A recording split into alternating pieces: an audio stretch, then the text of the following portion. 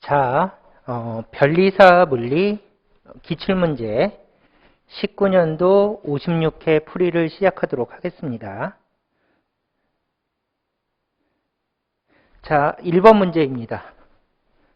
꼼꼼히 읽고 한번 풀어보도록 하겠습니다. 그림과 같이 질량이 같은 물체 ABC를 수평면과 이루는 각이 각각 30도, 45도, 60도가 되도록 동시에 던졌더니 세 개의 물체는 각각 포물선 운동을 하였다. ABC의 초기 속력은 모두 같다. 동시에 던져진 ABC가 최고점에 도달할 때까지 걸린 시간을 TA, TB, TC라고 할 때 이 크기를 비교한 것으로 옳은 것은? 자, 문제가 이렇게 주어졌습니다. 그러면 여기다 밑줄 최고점에 도달할 때까지 걸린 시간. 여기다 밑줄 그시고요. 그다음에 두 번째는 물체가 이렇게 운동하는 것을 포물선 운동이라고 하죠. 그래서 포물선 운동에도 한번 표시를 하시면 좋겠습니다. 자, 그러면 문제를 한번 풀어보도록 하겠습니다. 보세요. 최고점에 도달할 때까지, 그러면 최고점이라고 얘기하는 것은 여기서부터 여기까지를 의미하는데 최고점 운동은 Y축 운동을 의미합니다. 그래서 최고점이라고 언급한 것은 Y축 방향의 운동을 의미하죠. 그래서 일단은 Y축 방향을 분석한 다음에 문제를 풀어봅시다. 자, 미리 준비를 해왔는데 이걸 보면서 판단을 해봅시다. 만약에 지표면에서 출발 속도가 작다라고 생각하면 얘가 속도가 작기 때문에 올라갈 수 있는 높이도 작아질 수밖에 없어요. 그리고 그 다음에 속도가 0이 될 때까지 걸린 시간도 금방 속도가 0이 되겠죠. 그래서 속도가 0인 곳을 최고점이라고 하는데 최고점 시간도 작다. 이 세 가지가 서로 연결이 되겠죠. 그래서 여기다가 만약에 출발 속도가 작다면 올라가는 높이도 작을 것이고 그 다음에 속도가 0이 될 때까지 걸린 시간 또는 최고점까지 올라가는 시간도 작을 것이다. 그래서 세 개가 서로 이런 식으로 작다로 연결이 되는 것을 쉽게 알 수가 있겠죠. 네, 두 번째 여기를 봅시다. 만약에 출발 속도가 크다면 높이 올라갈 수가 있겠죠. h도 크고 그 다음에 이 속도가 0이 될 때까지 걸린 시간도 오래 걸리겠죠. 또는 h만큼 올라가는 데까지 걸린 시간도 오래 걸릴 거예요. 그래서 Y축 방향의 속도가 크다면 올라가는 높이도 크고 시간도 오래 걸린다. 이게 당연한 분석이겠죠. 이렇게 봐주시고 그 다음에 이 속도를 Y축 방향의 속도라고 정확히 읽어주시면 되겠습니다. Y축 운동은 Y축 방향의 속도하고만 관계가 되죠. 그러면 이 그림을 보시고 유명한 공식을 정리한다면 이렇게 되겠죠. 최고점 높이는 얘가 기준이고요. 최고점 높이라서 대문자로 쓰는 거예요. 뭐에 비례하는가 하면 VY에 비례하고 시간 T에 비례한다. 그래서 이 분석한 결과를 공식으로 만들어 봤습니다. 그런데 정확한 분석을 하거나 이론으로 정리를 하면 이것이 1승이 아니라 제곱이에요. 제곱. 이 제곱입니다. 그래서 여기 제곱에 비례한다라고 정확히 알아두시는 게 좋고 어차피 비례식이긴 한데 이렇게 정확히 제곱에 비례한다라고 외워주시고 그 다음에 얘는 정말 시험에 자주 나오는 공식입니다. 그래서 포물선 운동에서 정말 중요한 공식이라서 별표 5개 이렇게 풀어주시면 되겠습니다. 그러면 두 번째로 얘는 엄밀히 말하면 포물선 운동이 아니라 Y축 운동만 본 것이죠. 그래서 포물선 운동으로 정확히 보기 위해서 요거를 갖고 와서 자, 포물선 운동으로 정확히 봅시다. 자, 포물선 운동은 이렇게 운동하는 것을 포물선 운동이라고 하는데 Y축 방향의 속도만 H와 관계있다. 왜냐하면은 속도가 이렇게 있을 때 이거를 X축 방향의 속도가 이렇게 있을 때 이거를 Y축 방향의 속도로 분해를 해서 요 H는 Y축 방향의 움직임이니까 요 H는 Y축 방향의 속도하고만 관계가 있고 그 다음에 이 H가 클수록 시간도 크다라고 우리가 분석을 해주시면 되겠죠. 그래서 여기서 정확히 봐야 될 것은 VY는 V0 사인 세타이다. 요거를 정확히 봐주시고 아까 정리했던 공식이 달라지진 않았어요. H는 VY 제곱에 비례하고 시간 제곱에 비례한다라고 정확히 외워주시고 이건 암기하셔야 됩니다. 무조건. 그 다음에 요 VY가 정확하게는 VY는 V0 사인 세타를 의미한다. 이렇게 정확히 이해하고 넘어가시면 되겠습니다. Y축 방향의 속도하고만 관계가 있으니까요. 그럼 풀 준비가 됐고 이 그림에서 가장 낮은 곳은 어디입니까? 그러면은 여기가 가장 낮죠. A가. 그래서 HA가 최소고 최대는 얼마지? 그러면은 C가 최대죠. 그래서 HC가 최대. 그러므로 이제 높이 순으로 표시하면 HA보다 HB가 크고 그 다음에 HB보다 HC가 크니까 시간적으로는 TA보다 TB가 크고 그 다음에 TC가 크다. 그래서 높이가 가장 큰 C가 시간도 가장 많이 걸린다. 이렇게 판단해 주시면 되겠죠. 그래서 답은 1번. 이렇게 풀어주시면 되겠습니다. 이 문제는 굉장히 쉬운 문제인데 제가 이 공식을 소개하느라고 좀 천천히 설명을 했습니다. 굉장히 중요한 공식입니다. 문제를 이걸로 많이 풉니다. 그래서 철저하게 익혀 놓으시기 바라겠습니다. 유사 문제가 나올 확률이 꽤 있어요. 자, 2번 문제로 넘어가도록 하겠습니다. 자, 2번 문제. 자, 읽으면서 풀어봅시다. 자, 2번 문제. 그림가는 마찰이 없는 XY 평면에서 질량이 각각 M, EM인 물체 AB가 X축을 따라 서로 반대 방향으로 등속 운동하는 것을 나타낸 것이다. AB의 속력은 각각 V, 2V이다. T는 0일 때 A와 B는 원점에서 탄성 충돌한 후 그림 나와 같이 Y축을 따라서 등속 직선 운동한다. T는 T1일 때 AB 사이의 거리는 이렇게 돼 있죠. 그러면 포인트가 이겁니다. 탄성 충돌이래요. 일단 밑줄. 탄성 충돌. 그래서 탄성 충돌 공식을 쓰시면 되고요. 그 다음에 이렇게 탄성 충돌한 다음에 나중에 얘네들이 멀어졌대. 이렇게 멀어졌죠. 그때 거리는 이 거리 S를 구하시오. 이게 질문이죠. 그래서 시간이 T1일 때 A와 B 사이의 거리는 이렇게 표시하시고 이제 이 문제를 풀어주시면 되겠습니다.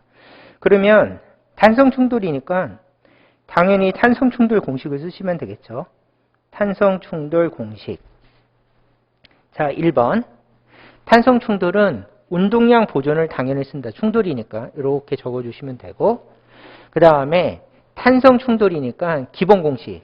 상대 속도의 크기가 일정하다. 굉장히 중요하다고 그랬죠. 그래서 상대 속도의 크기가 일정하다 공식을 적어주시고요. 그 다음에 운동에너지 보존. 운동에너지는 당연히 보존되겠죠. 탄성 충돌이니까. 그래서 공식 3가지를 가지고 이 문제를 분석하면 되는데 보통 1차원 운동은 1차원에서 탄성 충돌 문제는 운동에너지 보존은 많이 안 씁니다. 그래서 요거를 가지고 풀지 마시고 이렇게 미지수가 2개니까 식 2개. 1번, 2번을 가지고 문제를 많이 풉니다. 그래서 운동 에너지 보존은 쓰지 말자. 이렇게 식 2개만 보시고 풀어주시면 되겠고요. 두 번째는 이게 1차원 충돌일 때는 이 식을 그대로 쓰시면 돼요. 근데 만약에 2차원 충돌이다.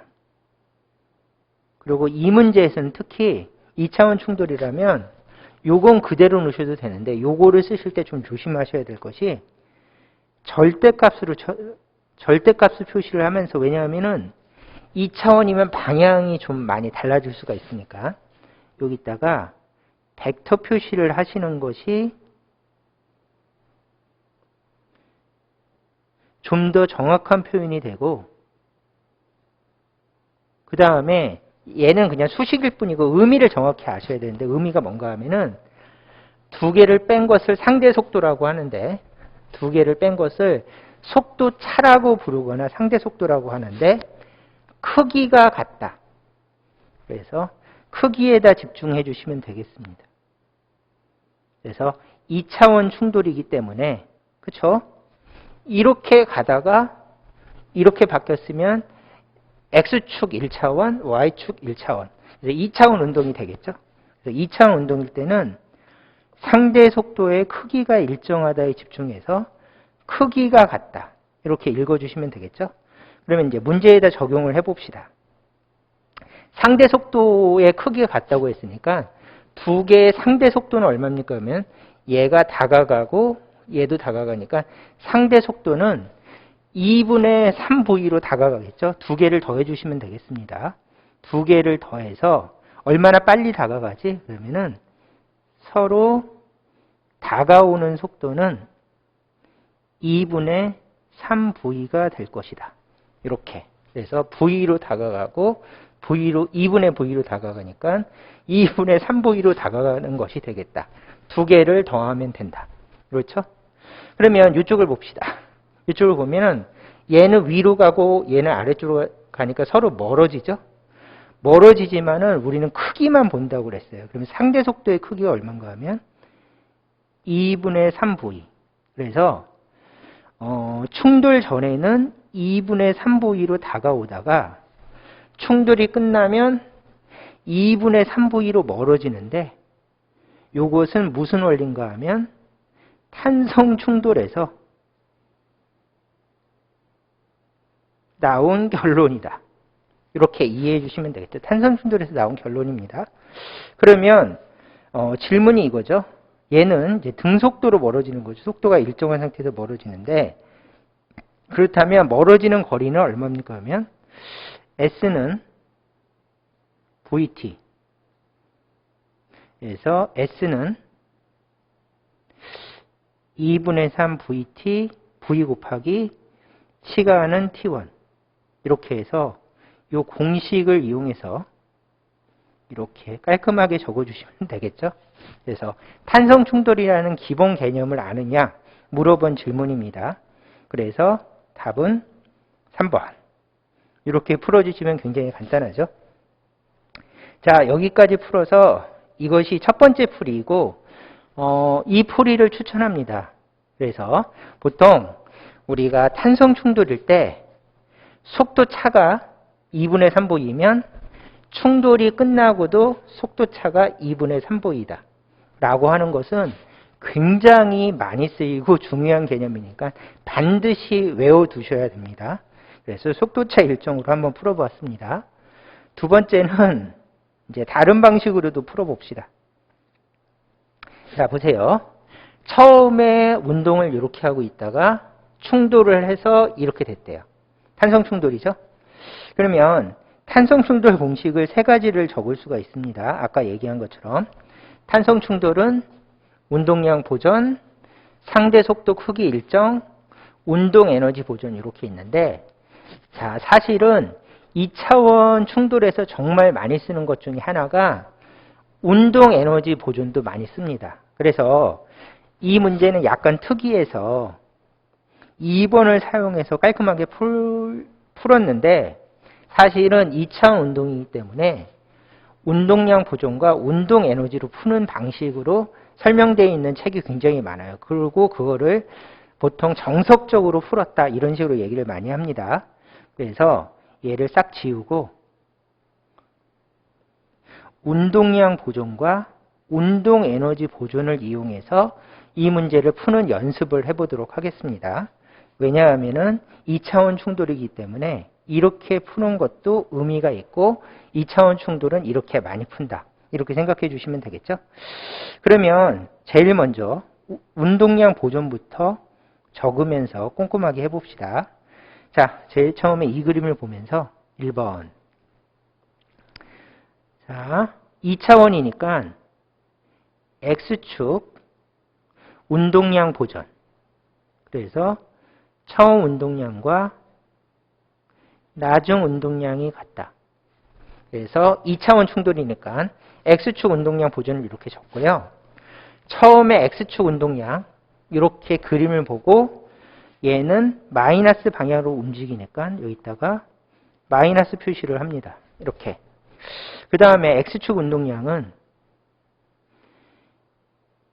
MV는 MV 빼기, 그렇죠? MV였죠? 빼기 EM 2분의 V. 그래서 EM 2분의 V는 나중 X축 운동량은 얼마입니까? 그러면은 나중은 Y축으로만 움직이니까 X축 운동량이 없죠? 그래서 나중에 운동량은 0이다.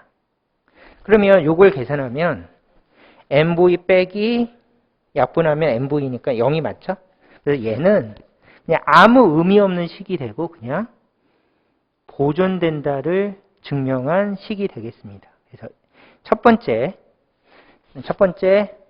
X축 운동량 보존은 그냥 깔끔하게 보존된다고 결론만 나왔다. 이렇게 봐주시면 돼요. 자, 두 번째를 봅시다. Y축은 운동량 보존을 이렇게 적고요. 그 다음에 Y축 운동량 보존에서 처음에 Y축 운동량이 있습니까? 그러면 없죠? 그래서 처음에 Y축 운동량은 0이고 나중 Y축 운동량은 보통 V1, V2 그래서 V1 다시 V2 다시 그래서 여기다가 M V1 다시 더하기 EM V2 다시 이렇게 적어주시면 이제 Y축 운동량 보존을 이렇게 적을 수가 있겠죠. 그러면 식을 정리하면 질량 약분되고 V1 다시는 마이너스 2배의 V2 다시이다. 이렇게 적을 수가 있겠죠. 그 다음에 그렇다면 만약에 얘를 2V로 한다면 얘를 2V로 한다면 얘는 그냥 V가 되겠죠. 이렇게. 왜냐하면은 는이 성립하려면 얘가 2V면 얘가 V면 는이 성립하겠죠. 그 다음에 마이너스 V로 정확히 적겠습니다. 마이너스 V. 이렇게 해서 Y축 운동량 보존으로 요 식을 구했습니다. 그 다음에 세 번째는 운동에너지 보존이니까 잠시만요.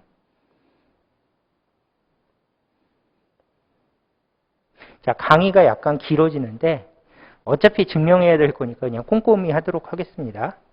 자, 3번.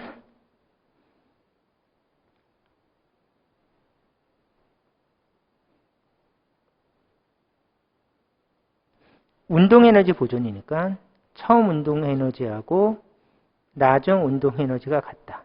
이렇게 적고 처음 운동에너지는 MV 마이너스 2분의 1 V EM 이니까 처음 운동에너지는 2분의 1 M V제곱 그대로 적어주시고 더하기 2분의 1 EM 그 다음에 4분의 1 V제곱이라고 적어주시면 처음 운동에너지가 되겠죠?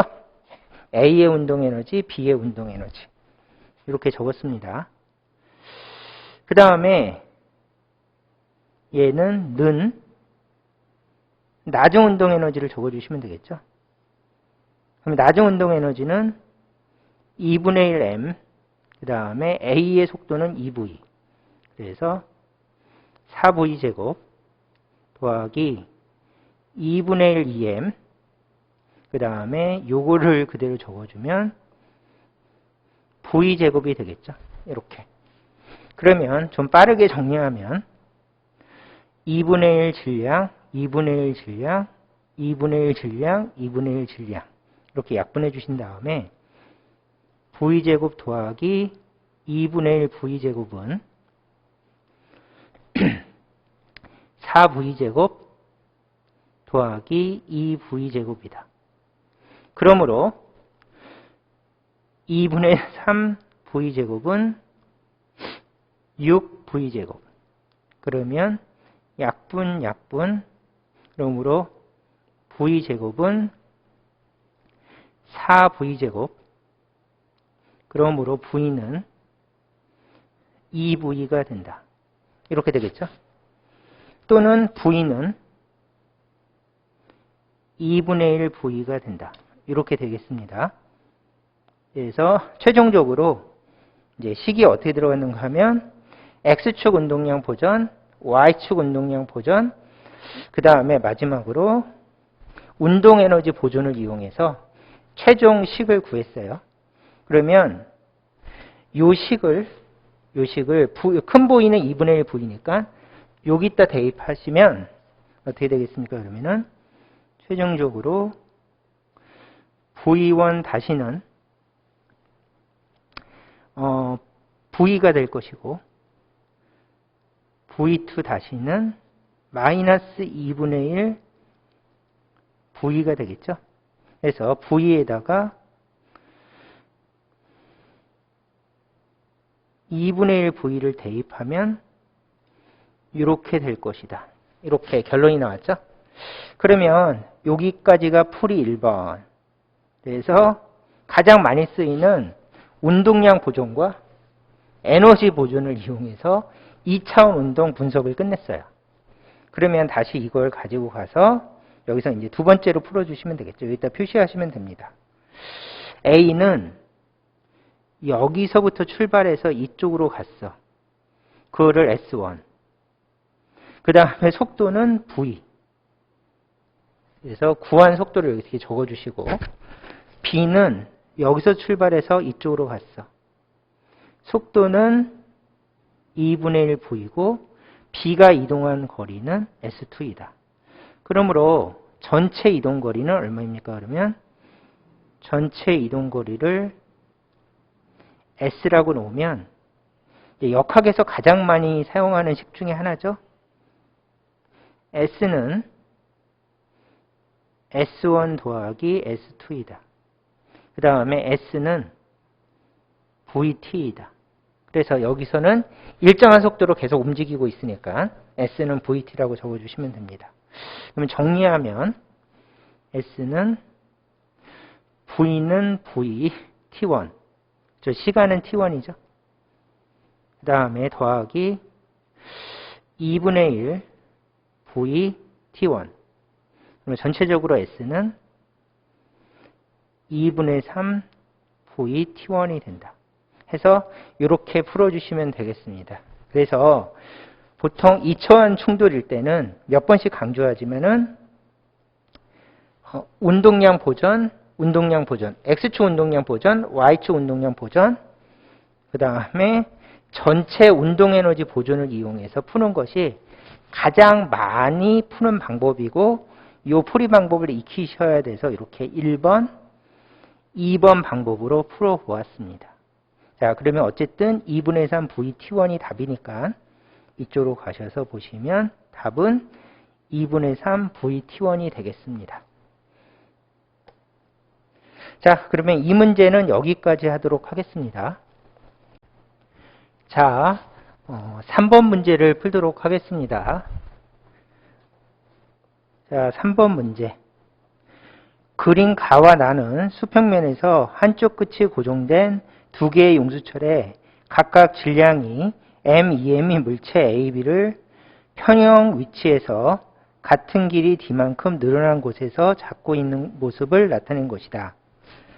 두 용수철의 용수철 상수는 같고 물체를 가만히 놓았을 때 AB는 단진동 운동을 한다. 가와 나의 단진동에서 값이 같은 물리량을 보기 위해서 있는 대로 고른 것은, 그래서 여기다 밑줄 값이 같은 물리량 요거를 찾는 것이고요. 그 다음에 용수철 상수는 같다. 이렇게 돼 있죠. 자, 그러면 이제 기억부터 풀어봅시다.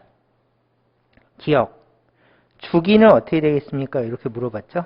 그러면 이거는 당연히 공식으로 풀어야죠. 주기를 물어봤으면 공식으로 당연히 푸는 겁니다. 그래서 주기 t는 2파이 루트 몽키, 이렇게 해서 단진동 주기 공식은 정말 중요하니까 반드시 암기하시고요. 그 다음에 질량이 몇 대 몇입니까? 그러면 질량은 그림에서 1대 2죠. 그래서 질량은 1대 2. 그 다음에 용수철 상수는 같다고 그랬으니까 K는 같고, 그 다음에 2파이도 상수니까 주기는 몇 대 몇이 되겠습니까? 그러면 주기는 여기가 1대 2니까 주기는 1대 루트 2가 돼서 주기는 같지 않죠. 그래서 기억은 틀렸다. 이렇게 풀어주시면 되고요. 두 번째는 진폭을 물어봤어요. 그러면 필요 없는 건 좀 지우고, 진폭은 이렇게 생각해 주시면 됩니다. 이게 단진동 운동일 때 이제 여기서부터 시작하는 거죠. 여기서부터 시작해서 얘가 갔다가 왔다 했을 때 평형점을 기준으로 이만큼을 진폭이라고 하죠. 그래서 요만큼이 진폭이다. 진폭의 특징은 속도가 0인 점을 진폭이라고 하죠. 그래서 평형점부터 진폭까지를 아느냐 물어본 것이죠. 그러면 그림을 쓱 보면 여기가 평형점인데 여기가 x는 0인 점이죠. 근데 이렇게 손을 잡고 있다 놓으면 여기가 속도가 0부터 시작하죠.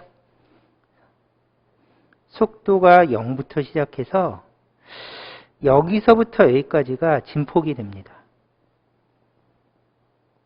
그래서 진폭은 d이다. 그러면 얘가 또 d만큼 가겠죠.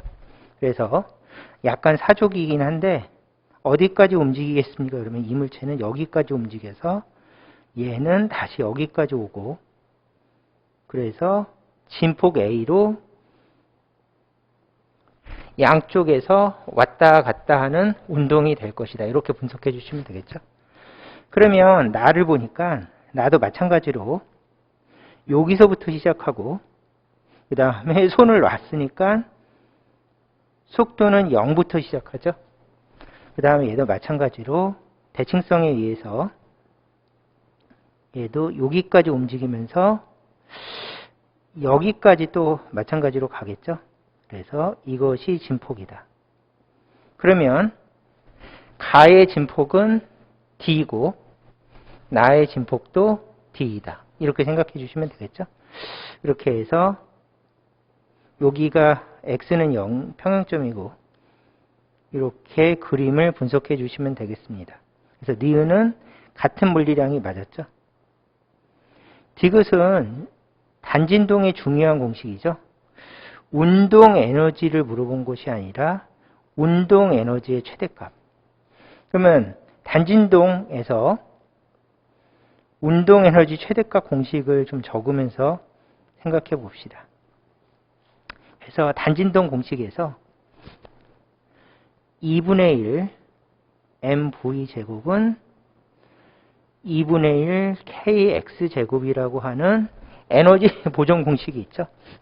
이때 속도가 최대 속도이고 x도 최대 X니까 얘는 변위를 의미합니다. 변위. 이렇게 되겠죠? 그래서 단진동 공식, 최대 운동 에너지는 최대 탄성 위치 에너지랑 같다. 이게 단진동 기본 공식이고, 그렇다면 최대 운동 에너지를 물어봤으니까 이거 대신에 이걸로 분석해 주시면 되겠죠? 그러면 최대 운동 에너지는 2분의 1 kx제곱에서 요것은 d로 갖고, 그 다음에 용설상수도 같고 2분의 1도 같으니까 이쪽이 모두 동일합니다. 이렇게. 그러면 이쪽이 모두 동일하니까 최대 운동 에너지도 전체적으로 같다. 이렇게 적어주시면 되겠죠. 그래서 단진동 운동할 때 가장 많이 사용하는 에너지 보존 법칙. 이 에너지 보존 법칙이 뭔가 하면은 최대 운동 에너지는 최대 탄성 위치 에너지랑 같다. 이 중요 공식을 이용해서 디귿을 분석하시면 되겠습니다. 그래서 디귿은 맞았습니다. 그래서 니은 디귿이 맞아서 답은 4번. 이렇게 풀어주시면 되겠습니다. 자, 3번 문제는 여기까지 풀면 될 것 같습니다. 자, 4번 문제를 분석해 봅시다. 자, 4번 문제. 자, 읽으면서 풀어볼게요. 4번 문제. 그림과 같이 전하량이 Q1, Q2, Q3인 세 점전하가 XY 평면상의 세 점 P1, P2, P3에 고정되어 있다. 원점에서 세 점전하에 의한 전기장의 방향은 플러스 Y 방향이다. P1, P2, P3의 좌표는 이렇고 Q3는 양전하이다. 자, 이렇게 줬죠? 그럼 제일 먼저 Q3이 양전하라고 했으니까 Q3에다 플러스로 표시를 해 놓으시고요. 그 다음에 얘를 이렇게 놓은 다음에 두 번째는 원점에서 세 점전하에 의한 전기장의 방향은 그러면은 세 점전하래요. 그러면 세 점전하가 한꺼번에 전기장을 만들 테니까 전체 전기장이라고 생각하셔야죠. 그래서 원점을 이렇게 기준으로 전기장을 그리면 이렇고, 얘가 전체 전기장이에요. 전체 전기장의 방향이 이쪽이고, 그 다음에 얘는 플러스 Q이다. 이렇게 해서 문제를 일단 한번 분석을 해봤습니다. 그래서 읽으면서 풀어봅시다. 자, 제일 먼저 이 현상을 분석하기 위해서 이렇게 생각해 주시면 돼요. 첫 번째, X축과 Y축은 서로 독립적이죠. 그래서 X축 변화가 Y축 변화에 영향을 미치지 않습니다. 그 다음에 두 번째는 X축과 Y축은 서로 영향을 끼치지 않는다. 이렇게 한번 다시 읽어봤고요. 세 번째는 따라서 전체 전기장은 Y축 방향이므로 X축 방향의 전기장은 상쇄돼서 없어져야 돼요. X축 방향의 전기장이 남아있으면 안 되겠죠. 왜냐하면 X축과 Y축은 서로 독립적이라서 전체적으로 Y축 방향의 전기장이 남으려면 X축이 있으면 안 돼요. 자, 그래서 우리가 이걸 생각해 주시면 되겠죠. 그럼 자, 생각해 봅시다. 만약에 Y축 방향의 전기장이 있어. 이렇게. 얘가 Q1이니까 2원. 그런데 X축 방향의 전기장이 있어. 이렇게. 그러면 두 개를 합하면 전체 전기장은 이쪽 방향이 되겠죠? 그럼 문제에서 전체 전기장이 Y축 방향이어야 된다고 했으니까 전체 전기장이 이쪽 방향이면 틀린 이야기가 되겠죠? 그러므로 X축 방향의 전기장들은 이런 식으로 이렇게 있으면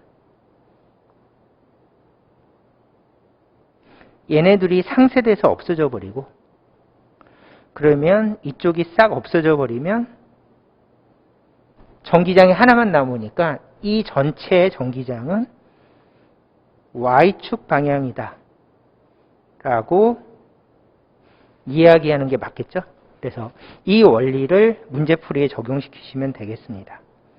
자, 그럼 한번 분석해 볼까요? 자, 전체 전기장의 방향이 이쪽이다는 이제 분석을 했으니까 필요 없으니까 지우고요. 자, 이제 꼼꼼하게 생각해 봅시다. 첫 번째, 얘가 플러스 Q3니까 전기장을 내보내겠죠. 이거 정말 중요합니다. 그래서 플러스 전하는 전기장을 내보낸다. 여기다가 내보내는 방향으로 전기장을 이렇게 그려주시고요. 됐죠? 그리고 Q3니까 E3라고 합시다.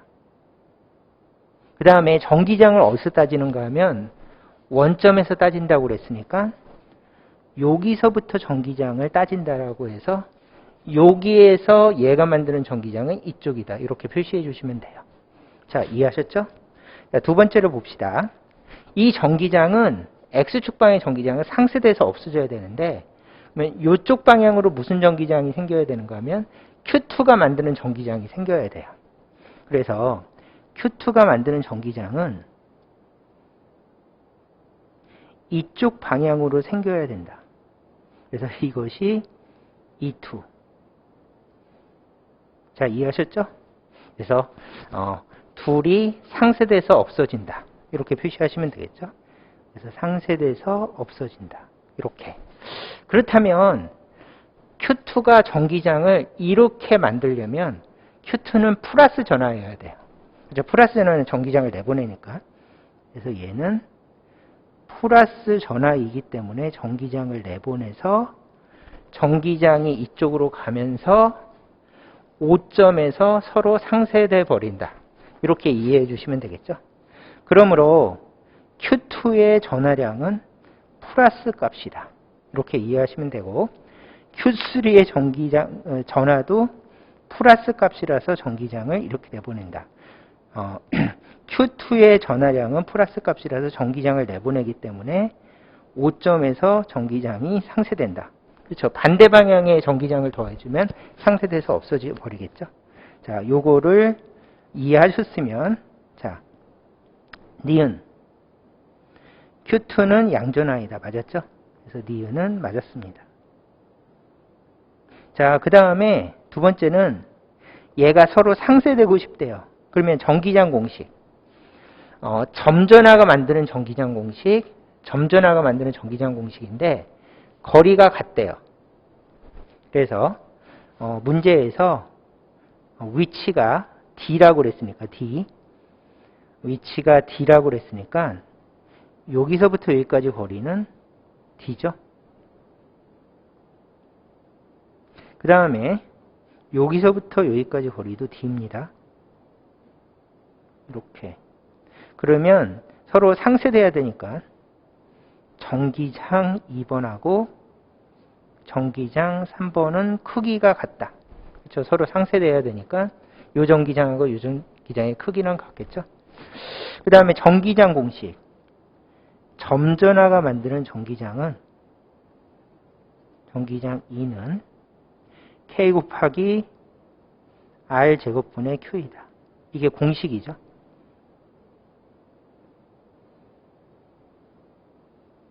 이렇게. 그러면 공식을 적용해서 문제를 풀어주시면 되겠습니다. 그래서 K 곱하기 거리는 D의 제곱으로 같고요. 그 다음에 얘는 Q2. 그렇죠? E2니까 Q2. 그 다음에 는 K 곱하기 D의 제곱분의 Q3. 그래서 얘가 만드는 전기장은 E3. 그래서 Q3. 이렇게 해주시면 되겠죠. 그러면 약분, 약분, 약분, 약분. 그러므로 Q2하고 Q3는 같다. 이렇게 가볍게 증명할 수가 있겠죠. 그래서 점전화 전기장 공식을 이용해서 이렇게 가볍게 풀어봤고요. 이것을 다른 말로 어차피 거리가 같으니까 대칭성에 의해서 전하량이 같다. 이렇게 빠르게 풀 수도 있습니다. 자, 그래서 익숙하신 분들은 그렇게 풀어주시면 되겠습니다. 그래서 전하량은 Q2와 Q3가 같다. 그래서 디귿도 맞았습니다. 자, 그 다음에 얘는 상쇄돼서 없어져 버리니까 이제 이쪽은 신경 쓸 필요가 없고 얘는 지워버리면 되겠죠. 상쇄돼서 없어지니까. 그래서 어떻게 했는가 하면 상쇄돼서 없어지니까 얘네들이 만드는 전기장은 그릴 필요가 없다.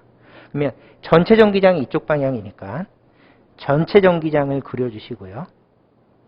이렇게 해서 위쪽으로 한 다음에 전체 전기장이 이쪽이다. 그러면 얘는 상쇄돼서 없어졌으니까 전기장을 신경 쓰지 마시고 Q1이 전기장을 이쪽 방향으로 만들어 와야 됩니다. 그래서 5점에서 전체 전기장이 어느 방향인가 하면 전체 전기장이 이쪽 방향이어야 되기 때문에 전체 전기장을 맞춰서 Q1이 만드는 전기장을 그려주시면 E1이 되겠죠. 그래서 E1 전기장이 전체 전기장과 크기가 같다. 이렇게 생각해 주시면 되겠죠. 그래서 얘가 만드는 전기장이 바로 전체 전기장이다. 왜냐면 얘는 상쇄돼서 없어졌으니까. 이렇게 생각해 주시면 자, 전하가 있는데 전기장이 들어간대요. 그러면 당연히 마이너스 전하기 때문에 전기장이 들어간다. 이렇게 생각해 주시면 되겠죠. 그래서 플러스 전하에서는 전기장이 나오고 마이너스 전하로는 전기장이 들어간다. 이건 굉장히 중요한 개념이니까 반드시 알아두셔야 되겠습니다. 그래서 Q1은 양전하이다. 틀렸죠? Q1은 음전하기 때문에 전기장이 들어가고 이것이 전체 전기장 역할을 한다. 이렇게 이해해 주시면 되겠습니다. 그래서 기억은 틀렸다. 그러면 답은 니은 디귿이 맞아서 답은 5번이 되겠습니다. 자, 여기까지 하고 잠깐 쉬었다 하도록 하겠습니다.